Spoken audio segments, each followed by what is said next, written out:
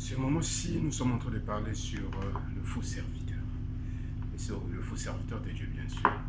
Qu'est-ce qu'on attend par faux? Un faux, c'est une personne qui ne respecte pas la loi qui est demandée dans la Bible. Aujourd'hui, beaucoup font des choses anormales derrière la Bible. Alors, c'est pas bon. Nous allons lire la Bible dans le livre de 1 Jean 4, le verset 1er, la Bible dit « Bien-aimés, n'ajoutez pas foi à tout esprit, mais éprouvez les esprits pour savoir s'ils sont de Dieu, car plusieurs faux prophètes sont venus dans le monde. » Oui, ça c'est la Bible qui nous dit, on doit éprouver les esprits et nous sommes en danger. Voilà pourquoi aujourd'hui beaucoup de gens se posent des questions dans les églises, que ça ne marche pas. Je te dirais oui, si ça ne marche pas parce qu'il y a des inclus qui sont rentrés, des infiltrés qui sont en train de gaspiller l'image de la parole de Dieu, parce qu'ils sont en train de faire des choses anormales. Si nous partions droit dans les églises, dans les temples, vous allez voir que beaucoup des hommes de Dieu veulent faire leur nom. Au lieu d'élever la parole de Dieu, ou bien faire comprendre la parole de Dieu à la foule, mais ils sont là pour des futilités, des objets, des choses inacceptables. Je viens. La Bible dit, l'ombre de Pierre et de Paul guérissait les malades. Et Paul a eu l'accès à prier sur le mouchoir. On est parti donner aux gens qui étaient malades dans d'autres localités. Ils ont trouvé la guérison. La grâce là a été donnée pour Paul. La grâce là, ce n'est pas ta grâce à toi. Et aujourd'hui, beaucoup de gens extrapolent maintenant à faire des choses. Je vais droit. Aujourd'hui, dans un temple que moi je maîtrise très bien, qu'on m'a parlé bien sûr, il y a un monsieur qui est en train de vendre les nattes de prière. Qu'est-ce qu'on attend par nattes de prière? C'est un tissu. Comme font les musulmans, qu'ils mettent même le sol, qu'ils montent sur ça et prient. Et je ne sais pas si dans le christianisme, nous avons un verset qui parle de ça. Je ne sais pas. Dans le Coran, je le crois parce que c'est praticable dans les musulmans. Des années et des années, nous avons vu de musulmans avec cette coutume-là.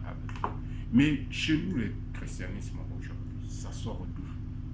S'il y a l'écriture, montrez-moi l'écriture, ça me fera du bien pour découvrir encore quelque chose de nouveau. Mais, à ma connaissance, il n'y en a pas. Au début, c'était tu achètes ta serviette, on vient, on prie pour ça, et voilà. Tu vas à la maison, tu as une situation, tu mets ça, tu pries avec. Ou bien tu étales ça, tu montes, tu pries avec. Ça, c'est selon ce monsieur. Mais la réalité, c'est pas ça. Parce que ça fait longtemps que nous sommes dans le christianisme. Ce genre de choses, on n'a jamais vu ça. Et aujourd'hui, c'est vendu à 10 000 francs. 10 000 francs, c'est la somme la plus élevée du franc CFA. On nous vend des articles dans l'église. Ça sort d'où? Et je te dirais déjà, toi mon frère, toi ma soeur, qui vit dans cette onction-là, que ça c'est de l'idolâtrie. Ça ne vient pas de Dieu. Ça ne vient pas de Dieu. Parce que ce que l'homme de Dieu est en train de faire là, on ne sait pas par où il a eu cette onction. Mais toi tu te dis que c'est mon père spirituel, il a fait, je dois acheter et je dois vivre avec. Qui t'a dit que toi pour rentrer dans ta possession, il faudra que tu montes sur une natte et que tu pries sur cette natte? Cette natte devient comme de l'idolâtrie en toi qu'on t'a imposé sans le savoir. Et moi je me dis, dans quelle révélation cela est dit? Et pourquoi cette méchanceté? Pourquoi cette méchanceté? Non, on doit se réveiller. Hein? La Bible dit dans Éphésiens 5, le verset 14, c'est pour cela qu'il est dit, réveille-toi, toi qui dors, relève-toi d'entre les morts, et Christ t'éclairera. Christ va te donner de la lumière quand tu atteins une dimension de comprendre les choses, que ça c'est du faux, ça c'est du vrai. Non, c'est méchant, c'est méchant.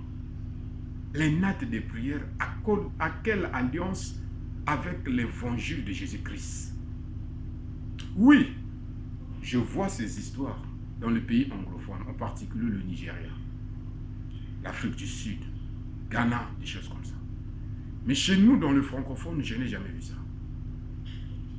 Donc, si l'homme de Dieu est parti là-bas, pour aller, je ne sais pas, consulter un numéro, il revient, il installe ce système dans son église, et les gens par l'aveuglement achètent parce qu'il faut acheter, et voilà aujourd'hui, depuis que tu as acheté ça, qu'est-ce que tu es devenu? Et l'homme de Dieu, il est devenu comment? Un, c'est un locataire. De même, l'église, vous louez l'endroit. Il a des difficultés même pour bien vivre. Mais il te fait vendre quelque chose d'anormal à 10 000 francs CFA. Et nous achetons parce qu'il nous manque la connaissance. Mon peuple périt par manque de connaissance. Je viens te réveiller, mon frère, ma soeur. Prends conscience. On est en train de nous piller. L'évangile, là, t'apportera rien.